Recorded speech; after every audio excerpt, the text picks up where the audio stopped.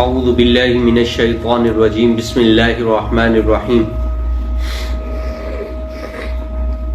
الحمد للہ رب العالمین والعاقبۃ للمتقین الصلاۃ والسلام علی خاتم الرسل وعلی آلہ وصحبہ اجمعین اما بعد فاعوذ باللہ من الشیطان الرجیم بسم اللہ الرحمن الرحیم الحمد للہ رب العالمین الرحمن الرحیم مالک یوم الدین الی الآخر۔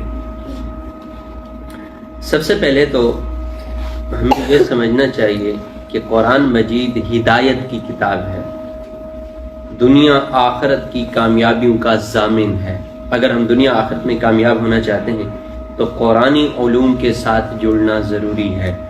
اور علم کے ویسے بھی فضائل ہیں، روایات میں آتا ہے علم کی مجلس میں ایک گھڑی بیٹھنا، علم کی مجلس میں ایک گھڑی بیٹھنا ساری رات کی نفلی عبادت سے افضل ہے۔ ایک گھڑی چھوٹی سی مجلس ہوتی ہے۔ تو ان استحضار کے فضائل کے استحضار کے ساتھ ہم بیٹھیں گے، انشاءاللہ فائدہ ہوگا۔ سب سے پہلے مختصر تعارف کہ قرآن مجید میں ٹوٹل 114 صورتیں ہیں، 30 پارے ہیں اور 6236 آیات ہیں۔ بعض اوقات مشہور یہ ہے نا 6666 آیات ہیں، ایسا نہیں، 6236 آیات ہیں اس کے اندر۔ سورۃ فاتحہ اس کی تلاوت کی ہے، تھوڑا سا میں نے آپ کے سامنے۔ فاتحہ کا معنی کھولنے والی۔ اس سورت کو فاتحہ اس لیے کہا جاتا ہے کہ اس سے ہم قرآن کی ابتدا کرتے ہیں، قرآن کو کھولتے ہیں، اس لیے اسے سورۃ الفاتحہ کہا جاتا ہے۔ اعوذ باللہ من الشیطان الرجیم پڑھنے کا اس لیے حکم ہے کہ جب انسان قرآن مجید پڑھنے کا ارادہ کرتا ہے تو شیطان مختلف طریقے سے انسان اور قرآن کے درمیان حائل ہونے کی کوشش کرتا ہے اور اسے قرآن سے دور کرنے کی کوشش کرتا ہے۔ تو جو آدمی تعوذ پڑھتا ہے تو اس کی برکت سے اللہ تعالیٰ اسے قرآن کے ساتھ جوڑ دیتے ہیں۔ تسمیہ بسم اللہ الرحمن الرحیم اس لیے کہ حدیث پاک میں آتا ہے کل امر ذی بال لم یبدا بسم اللہ فهو مکتوب، کہ ہر اہم کام جس کی ابتدا بسم اللہ سے نہ ہو وہ مقطوع ہوتا ہے، بے مقصد ہوتا ہے، منزل مقصود تک نہیں پہنچ سکتا۔ تو اس لیے ہر اچھے اور ہر جائز کام سے پہلے بسم اللہ پڑھنے کی عادت ڈالنی چاہیے۔ سورۃ فاتحہ اس کو ام القرآن بھی کہا جاتا ہے، ام القرآن یعنی قرآن کا خلاصہ۔ اس کو قرآن کا خلاصہ اس لیے کہتے ہیں کہ قرآن میں تقریباً ٹوٹل جو مضامین بیان ہوئے ہیں وہ 6 قسم کے ہیں۔ ایک توحید، نمبر 2 رسالت، نمبر 3 قیامت، نمبر 4 احکامات، نمبر 5 ماننے والے اور ان کے انعامات، اور نمبر 6 نہ ماننے والے اور ان کے لیے سزائیں اور عذابات۔ تو یہ 6 قسم کے مضامین ہیں جن کے گرد قرآن مجید پورا گردش کرتا ہے۔ تو یہ سارے 6 قسم کے مضامین اللہ تعالیٰ نے سورۃ فاتحہ میں بھی بیان فرمائے ہیں، اس لیے اس کو قرآن کا خلاصہ کہا جاتا ہے۔ اب اس صورت کے اندر ایک بات جو ہمیں سیکھنے کو ملی ہے وہ ایک یہ ہے کہ اہدنا الصراط المستقیم صراط الذین انعمت علیہم، کہ صراط مستقیم مانگو اللہ سے۔ صراط مستقیم وہ ہوتا ہے جس پر انعام یافتہ لوگ چلے ہیں، جن پر اللہ نے انعام کی۔ تو ہدایت پانے کے لیے صراط مستقیم پانے کے لیے 2 چیزیں ضروری ہیں، ایک کتاب اللہ اور دوسرا اہل اللہ۔ تو ان دونوں کے مجموعے سے جو ان دونوں کے ساتھ جڑے گا اسے صراط مستقیم نصیب ہوگا۔ دنیا میں مختلف فرقے اس لیے وجود میں آئے کہ بعض لوگوں نے صرف کتاب اللہ کو تو تھاما لیکن اہل اللہ کو چھوڑ دیا، اور بعض لوگوں نے اہل اللہ کو تھاما کتاب اللہ کو چھوڑ دیا۔ تو یوں مختلف فرقے بنتے چلے گئے اور یہ جو ہے نا گمراہی کا سبب بنتے چلے گئے۔ تو جو معتدل راستہ ہے، اعتدال کا راستہ ہے، وہ ہے کتاب اللہ کو بھی تھامنا ہے ہم نے اور اہل اللہ کو بھی تھامنا ہے، اور یہی ترغیب ان آیات کے اندر دی گئی۔ دوسری یہ بات ہمیں سکھائی گئی اس صورت کے اندر کہ دعا کے اندر حمد و ثنا کے بعد درود شریف کے بعد سب سے پہلے اللہ سے ہدایت مانگو، کیونکہ صراط مستقیم اور ہدایت ہی دنیا آخرت کی کامیابیوں کی ضامن ہے۔ اس کے ساتھ سورۃ البقرہ، اس کی ابتدا ہوتی ہے الف لام میم سے۔ الف لام میم حروف مقطعات میں سے ہیں۔ حروف مقطعات کہتے ہیں جو الگ الگ حروف پڑھے جائیں، ان کو حروف مقطعات کہتے ہیں۔ ان کا معنی کوئی نہیں جانتا سوائے اللہ کے. جس تفسیر میں بھی دیکھیں آپ کو تقریباً یہی نظر آئے گا کہ واللہ اعلم بمرادہ، کہ ان الفاظ کا، ان حروف کا معنی صرف اللہ ہی بہتر جانتے ہیں.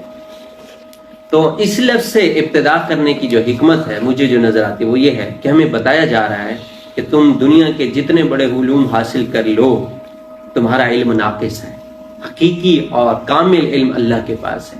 کہ تمہاری حقیقت تو یہ ہے کہ تم پہلے لفظ کا معنی نہیں جان سکتے قرآن مجید میں. تمہارے علم کی منزل یہ ہے کہ تمہیں ابھی پہلا لفظ کا معنی ہی نہیں آتا.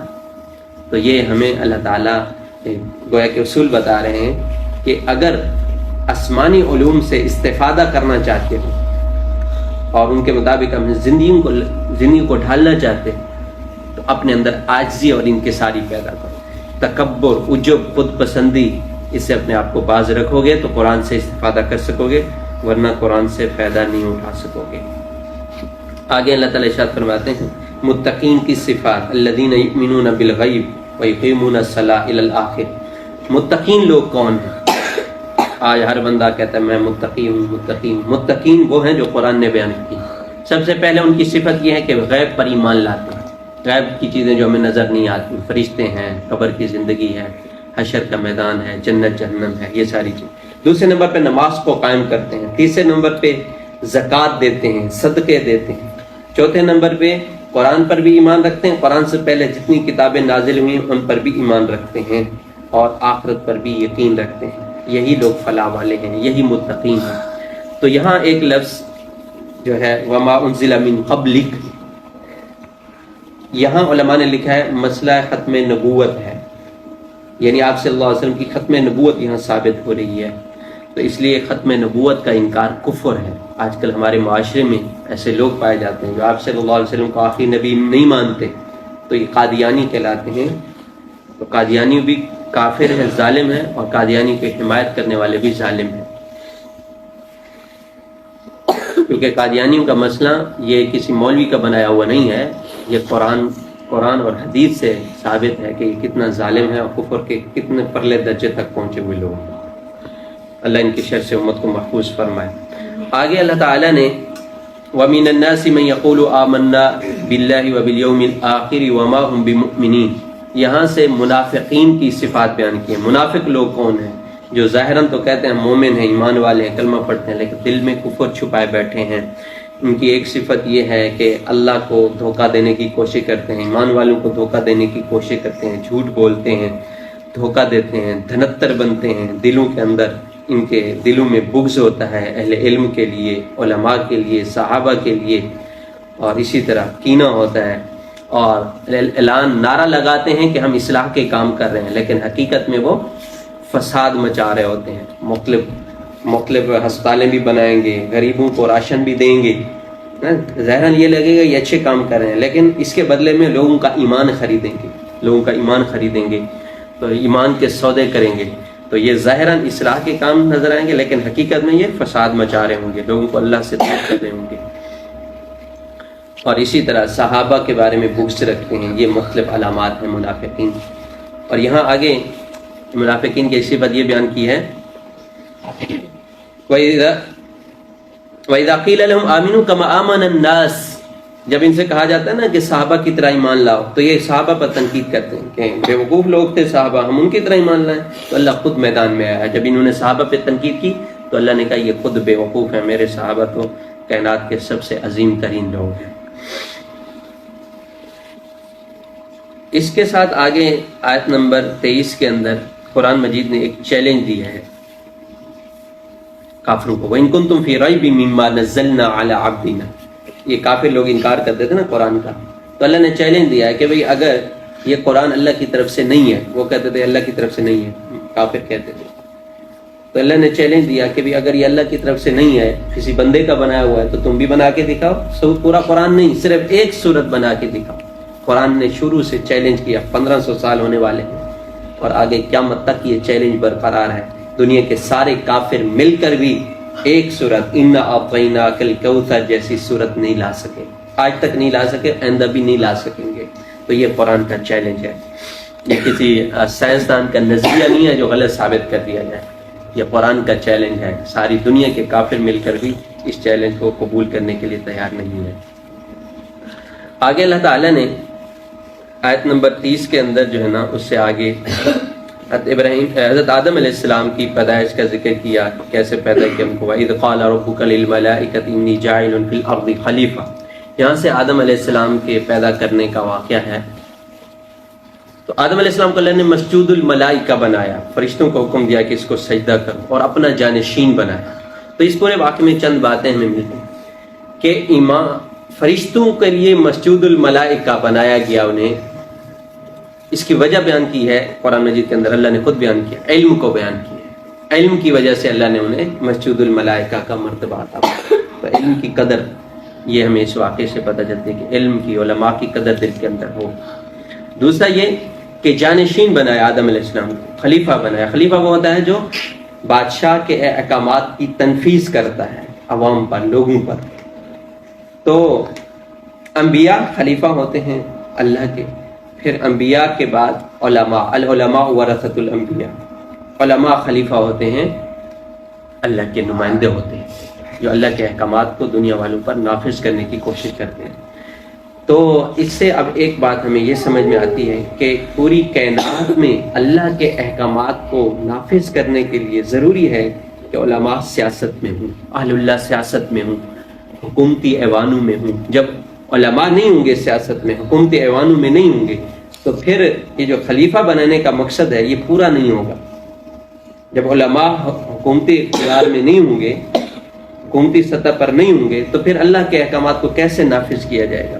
تو اسے یہ بات بھی سمجھ میں آتی ہے کہ علماء کا سیاست میں جانا ضروری ہے. بعض لوگ کہتے ہیں مولویوں کا سیاست سے کیا لین دین، مولویوں کا سیاست میں کیا کام. تو مولوی علماء ہوں گے تو سیاست میں، حکومتی ایوانوں میں، تو وہاں سے ہی تو بل پاس ہوتے ہیں جو عوام کے اوپر نافذ کیے جاتے ہیں. تو جب سیکولر قسم کے لوگ ہوں گے اسمبلیوں کے اندر، تو وہ ظاہر ہے وہ تو پھر دینداری کو تھوڑی نافذ کریں گے. تیسری بات ہمیں جو یہاں سے پتہ چلتی ہے اس واقعے سے کہ حسد اور تکبر سے بچنا ہے. شیطان منیٹر تھا فرشتوں کا، عبادات اس نے بہت زیادہ کی، لیکن اللہ نے مردود کر دیا. کس وجہ سے؟ کہ اس نے آدم علیہ السلام سے حسد کیا اور اس نے تکبر کیا. خلقتنی من نار وخلقتہ من طین. جب اللہ نے حکم دیا سجدہ کرو آدم کو، تو اس نے سجدہ کرنے سے انکار کر دیا کہ یہ تو نے مٹی سے بنایا، مجھے آگ سے بنایا، میرا مرتبہ زیادہ ہے. تو اللہ نے اس تکبر کی وجہ سے، حسد کی وجہ سے، تکبر کی وجہ سے اللہ نے اسے مردود کر دیا. قیامت تک کے لیے، اس کے بعد کے لیے، ہمیشہ ہمیشہ کے لیے لعنت کا مستحق ٹھہرا. آگے آیت نمبر 48 کے اندر اللہ تعالیٰ قیامت کے احوال کو بیان فرما رہے ہیں. وَاتَّقُوا يَوْمًا لَا تَجْزِي نَفْسٌ عَن نَفْسٍ شَيْئًا وَلَا يُقْبَلُ مِنْهَا شَفَاعَةٌ. تو یہاں بتا رہے ہیں کہ قیامت کی ہولناکیوں میں کوئی کسی کے کام نہیں آئے گا. ہر بندہ اپنے آپ میں پڑا ہوگا. کسی کی سفارش کام نہیں آئے گی سوائے ان لوگوں کے جن کو اللہ سفارش کرنے کا حکم دیں گے. انبیاء ہیں، علماء ہیں، قرآن کے حافظ لوگ ہیں. تو ان کے علاوہ کسی کی سفارش نہیں چلے گی. تیسری بات یہ ہے کہ کوئی رشوت نہیں چلے گی، کوئی فدیہ نہیں چلے گا کہ پیسے دے کے کوئی اپنی جان چھڑا لے. ایسا نہیں ہوگا. اور نہ ہی کہیں سے ان کی مدد ہو سکے گی گنہگاروں کی. دنیا میں 4 قسم کی چیزیں ہی استعمال ہوتی ہیں کسی مجرم کو چھڑانے کے لیے. یا تو کوئی کسی کے کام آ جاتا ہے، یا کوئی سفارش کر دیتا ہے، یا رشوت سے کام چلاتے ہیں، یا کہیں سے زبردستی کسی کو چھڑا لیتا ہے. تو یہ 4 قسم کے ذرائع جو دنیا میں کسی مجرم کو چھڑانے کے لیے استعمال ہوتے ہیں، قیامت کے دن اللہ تعالیٰ نے سب کی نفی کی ہے کہ سوائے اس کے کہ اپنے اعمال ہی کام آئیں گے، اس کے علاوہ کوئی کسی کے کام نہیں آ سکے گا. اس کے آگے آیت نمبر 54 کے اندر بنی اسرائیل کے کچھ امراض اللہ تعالیٰ نے بیان فرمائے ہیں.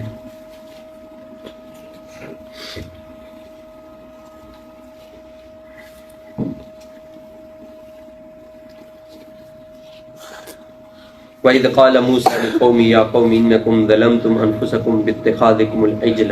یہاں سے کہ ایک تو انہوں نے اللہ کے غیر کی عبادت کی کہ اللہ کے غیر کی عبادت کرنا حرام ہے. دوسرا، نبیوں کو ناحق قتل کرتے تھے، تکبر کرتے تھے، زمین میں فساد مچاتے تھے. گناہوں کے باوجود جنت کا دعویٰ کرتے تھے کہ ہم جنت میں جائیں گے. تو یہ امراض تھے بنی اسرائیل کے، یہاں اللہ نے ذکر فرمائے، تو ہمیں سبق ملتا ہے کہ ان امراض سے، ان بیماریوں سے اپنے آپ کو بچانا ہے۔ آگے آیت نمبر 63 میں ایک اہم بات جو ہمیں سیکھنے کو ملتی ہے، وَإِذْ أَخَذْنَا مِيثَاقَكُمْ وَرَفَعْنَا فَوْقَكُمُ الطُّورَ۔ اس سے پتہ چلتا ہے کیا اسلام میں زبردستی کرنا جائز ہے؟ ایک سوال ہے کہ اللہ تعالیٰ نے بنی اسرائیل والوں کو عمل کرانے کے لیے کوہ طور کو لا کھڑا کر دیا ان کے سامنے کہ مانو نہیں تو یہ اوپر آ جائے گا۔ تو اسلام میں اصول سمجھیے کہ جو آدمی کافر ہیں ان پر تو زبردستی کرنا جائز نہیں ہے۔ آپ لا اکراہ فی الدین، کسی کافر کو زبردستی آپ اسلام میں داخل نہیں کر سکتے، لیکن جو اسلام میں داخل ہو چکا ہو اس پر زبردستی اعمال کی پابندی کرا سکتے ہیں۔ اگر آپ کے پاس حکومت ہے، اقتدار ہے، تو زبردستی آپ مسلمانوں کو اللہ تعالیٰ کے احکامات ماننے پر مجبور کر سکتے ہیں۔ البتہ غیر مسلموں کو آپ اسلام میں لانے کے لیے زبردستی نہیں کر سکتے۔ آگے آیت نمبر 67 کے اندر وَإِذْ قَالَ مُوسَىٰ لِقَوْمِهِ إِنَّ اللَّهَ يَأْمُرُكُمْ أَن تَذْبَحُوا بَقَرَةً۔ گائے کے ذبح کرنے کا واقعہ ہے۔ مقصد یہ کہ ایک آدمی نے دوسرے کو بنی اسرائیل میں قتل کر دیا اور اپنے قتل کو چھپانے کے لیے اس نے اس کی لاش کو محلے میں کسی دوسرے کے دروازے پہ ڈال دیا اپنے گناہ کو چھپانے کے لیے۔ تو اللہ تعالیٰ نے حکم دیا کہ بھئی گائے کو ذبح کرو، اور گائے کو ذبح کرنے کے بعد اس کا ایک حصہ مردے کو مارو، وہ مردہ خود زندہ ہو جائے گا اور بتا دے گا میرا قاتل کون ہے، کیونکہ آپس میں لڑ رہے تھے، وہ کہہ رہے تھے تم نے قتل کیا، وہ کہہ رہے تھے تم نے قتل کیا۔ تو اللہ تعالیٰ نے یوں اس مسئلے کو حل فرمایا۔ اس سے چند باتیں ہمیں سبق کے طور پر ملتی ہیں۔ ایک تو یہ کہ مرنے کے بعد کی زندگی لازمی ہے، مرنے کے بعد دوبارہ زندہ کرنا اللہ کے لیے مشکل نہیں ہے، جیسا اللہ تعالیٰ نے اس گائے کے گوشت کے ذریعے اس مردے کو زندہ کر دکھایا۔ دوسری بات یہ ہے کہ عقل میں آنے والی جو چیز نہ ہو، اگر اللہ اس کا رسول کا حکم ہو تو عقل کو سائڈ پہ رکھنا ہے، اللہ اس کے رسول کے حکم کو ماننا ہے۔ عقل میں تو یہ بات نہیں آتی کہ گوشت ذبح کر، جانور ذبح کر کے، گائے ذبح کر کے ہم مردے کو مارے، وہ کیسے زندہ ہوگا، یہ عقل میں تو نہیں آتی۔ تو پتہ چلا عقل کے پیچھے نہیں چلنا، دین کے معاملے میں دینی بات کو لینا ہے، خبر کو لینا ہے، اللہ اور اس کے رسول کی بات کو لینا ہے، عقل میں بات آئے یا نہ آئے۔ تیسری بات یہ اس واقعے سے پتہ چلتا ہے کہ بلا ضرورت سوالات نہیں کرنے، اہل علم سے، انبیاء سے، علماء سے۔ جو ضرورت کی چیز ہے، جو آپ کے مقصد کی چیز ہے، وہ سوالات کریں۔ اس طرح بعض لوگوں کی عادت ہوتی ہے فضول قسم کے سوالات کرنا، اس سے اپنے آپ کو بچانا ہے۔ آگے ہے آیت نمبر 83 کے اندر کچھ نصیحتیں اللہ تعالیٰ نے فرمائی ہیں بنی اسرائیل والوں کو، وہ یہ ہیں وَإِذْ أَخَذْنَا مِيثَاقَ بَنِي إِسْرَائِيلَ لَا تَعْبُدُونَ إِلَّا اللَّهَ۔ تو بنی اسرائیل والوں کو نصیحتیں کی ہیں، تو قرآن میں ان کو ذکر فرمایا، تو مطلب ہمیں بھی یہ نصیحتیں کی جا رہی ہیں کہ اللہ کے علاوہ کسی کی عبادت نہیں کرنی، والدین کے ساتھ حسن سلوک کرنا ہے، رشتہ داروں کے ساتھ حسن سلوک کرنا ہے، یتیموں کے ساتھ، مسکینوں کے ساتھ، لوگوں سے اچھے طریقے سے بات کرنی، غصہ کر کے بات نہیں کرنی، زبردستی غلط لہجے سے بات نہیں کرنی، اور اسی طرح نماز کو قائم کرنا ہے، زکوٰۃ دینی ہے۔ تو یہ مختلف احکامات ہیں۔ آپس میں خون خرابہ نہیں کرنا، دوسروں کے گھروں سے ان کو نکالنا نہیں ہے۔ تو یہ مختلف قسم کے جو ہے نا احکامات ہیں جو اللہ تعالیٰ نے بنی اسرائیل کو بھی نصیحتیں کی ہیں اور ہمیں بھی اس کے ذریعے سے نصیحتیں فرمائی ہیں۔ اس کے آگے آیت نمبر 95 کے اندر اللہ تعالیٰ ایک اور دوسرا چیلنج کر رہے ہیں کہ یہودی کہتے تھے نا کہ بھی ہم جنت والے ہیں، جنت ہمیں ملے گی۔ تو اللہ نے چیلنج کیا کہ ان کو کہو اگر جنت تمہیں ملے گی اور آخرت میں جنت تمہارا ہی ہاتھ ہے تو پھر موت کی تمنا کر کے دکھاؤ۔ قرآن نے چیلنج کیا۔ تو آج تک کوئی یہودی آپ کو موت کی تمنا کرتا ہوا نظر نہیں آئے گا۔ 1500 سال ہو چکے، قیامت تک اسی طرح یہودی رہیں گے۔ تو جب تک یہودی رہیں گے کوئی یہودی موت کی تمنا نہیں کرے گا، کیونکہ ان کو پتہ ہے نا آگے جو ہم نے بھیجا ہوا ہے، آخرت میں ہمارے لیے عذابات ہیں، دل میں یقین رکھتے ہیں۔ تو یہ قرآن کا بڑا چیلنج ہے کہ بھی موت کی تمنا کرو۔ قرآن نے چیلنج دیا ہے، کوئی یہودی نہیں کہتا، کوئی یہودی یہ بات نہیں کہتا، کیونکہ قرآن کا چیلنج ہے۔ تو یہ دوسرا چیلنج تھا قرآن کا۔ پہلے ہی پارے میں 2 چیلنج کر دیے قرآن نے، کسی نے آج تک ان کو پورا نہیں کیا۔ دوسری آیت نمبر 96 کے اندر آگے اللہ تعالیٰ بتا رہے ہیں کہ دنیا سے محبت یہ ایمان والے کا وصف نہیں ہے۔ دنیا سے محبت یہودیوں کا مزاج ہے اور مشرکین کا مزاج ہے، کافروں کا مزاج۔ ایمان والا دنیا سے محبت نہیں کرتا، محبت اس کی آخرت ہوتی ہے، آخرت سے ہوتی ہے، منزل اس کی آخرت ہوتی ہے، اللہ اس کی منزل ہوتا ہے، اللہ کے رسول کی رضا حاصل کرنا اس کی منزل ہوتی ہے۔ تو اللہ کرے ہمیں بھی یہ بات سمجھ میں آ جائے۔ آگے پھر آیت نمبر 97 میں اللہ تعالیٰ نے ایک اور بات بتائی ہے یہودیوں کے متعلق، کہ یہودی کہتے تھے جی یہ جبرائیل علیہ السلام آپ صلی اللہ علیہ وسلم پر کیوں وحی لے کر آئے، جبرائیل تو ہمارا دشمن ہے، نعوذ باللہ، یوں کہتے تھے، تو اگر کوئی اور فرشتہ جو ہے وحی لے کر آتا تو ہم ایمان لے آتے۔ کچھ فرشتوں کو مانتے تھے، کچھ کو نہیں مانتے تھے۔ یہ یہودیوں کا مزاج ہے۔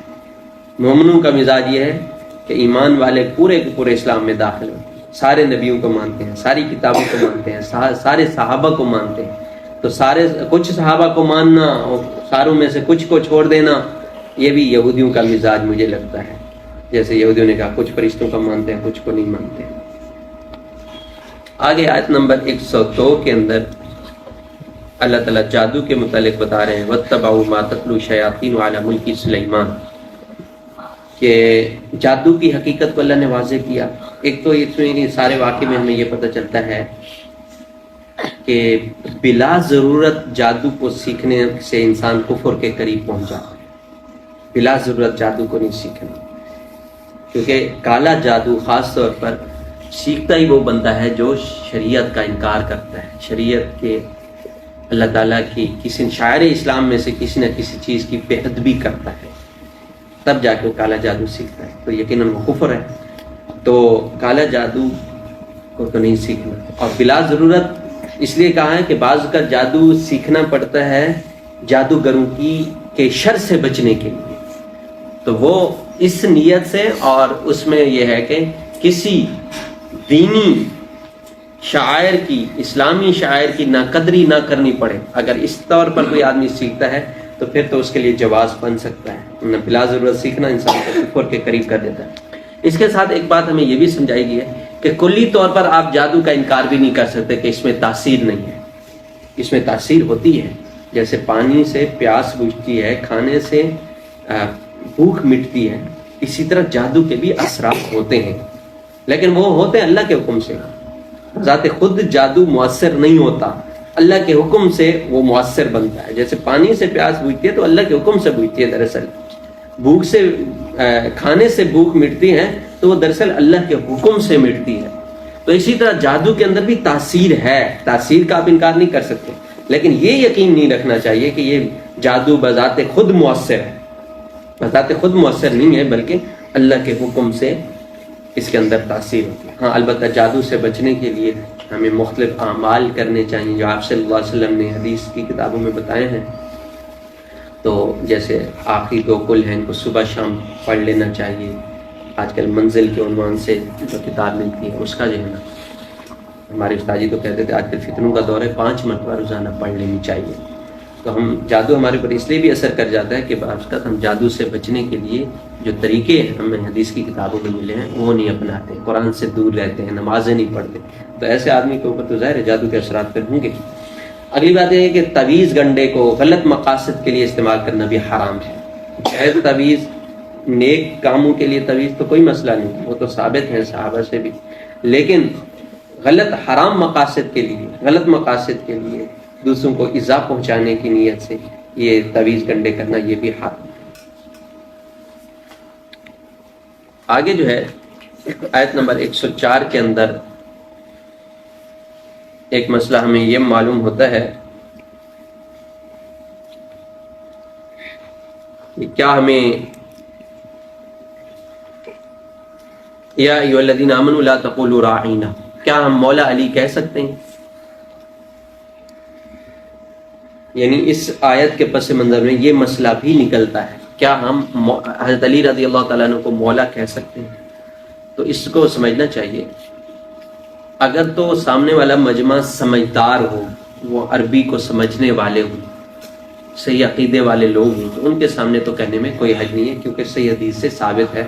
آپ صلی اللہ علیہ وسلم ارشاد فرماتے ہیں من کنت مولاه فعلی مولاه، میں جس کا سردار دوست، علی اس کا سردار، علی اس کا دوست۔ کیونکہ مولا کے مختلف معنی ہیں، آقا بھی ہے، مالک بھی ہے، غلام بھی ہے، دوست بھی ہے.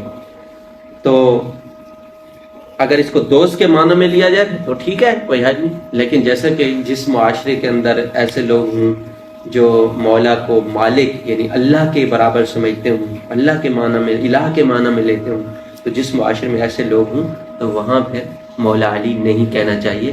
جیسا کہ اس آیت کے اندر اللہ تعالیٰ نے ایمان والوں کو منع کر دیا، لا تقولوا راعینا، کہ نبی کے سامنے یوں نہ کہو کہ راعینا، کیونکہ اس لفظ کا، یہ لفظ تو ٹھیک ہے، اس کا معنی بھی ٹھیک ہے، لیکن یہودی اس لفظ کو غلط طور پر بیان کرتے تھے، غلط نیت سے بیان کرتے تھے.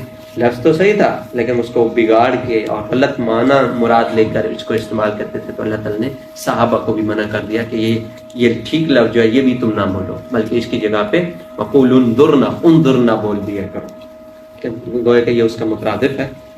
تو پتہ چلا کہ جہاں باطل لوگ صحیح لفظ کو بھی غلط معنی میں استعمال کرتے ہوں تو وہاں صحیح لفظ بھی نہیں بولنا چاہیے، جیسے میں نے آپ کو مثال دی مولا علی کے لفظ.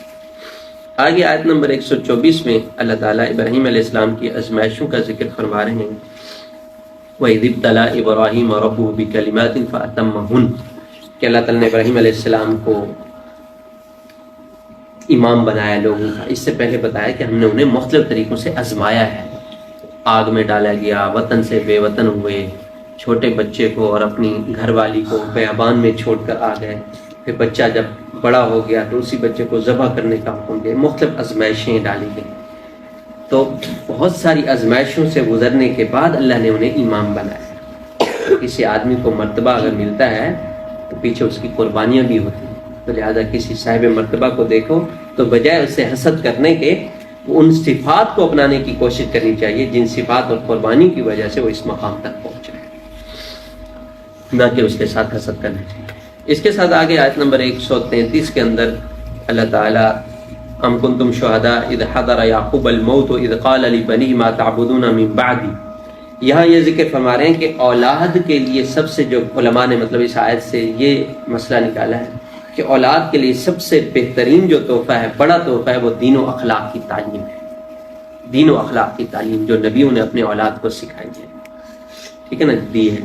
تو ہمیں بھی اپنی اولاد کو سب سے پہلے جو بڑا تحفہ دینا ہے وہ دین و اخلاق کی تعلیم دینی ہے. باقی ذریعہ معاش، اس کے لیے دنیا کی فکر، یہ بھی تھوڑا بہت ضروری ہے جتنا حد تک ضرورت ہے شرعی دائرے کے اندر رہتے ہوئے، لیکن سب سے بہترین اور بڑا تحفہ، سب سے بنیادی حق جو اولاد کا ہے وہ ان کو دین و اخلاق کی تعلیم دینا ہے.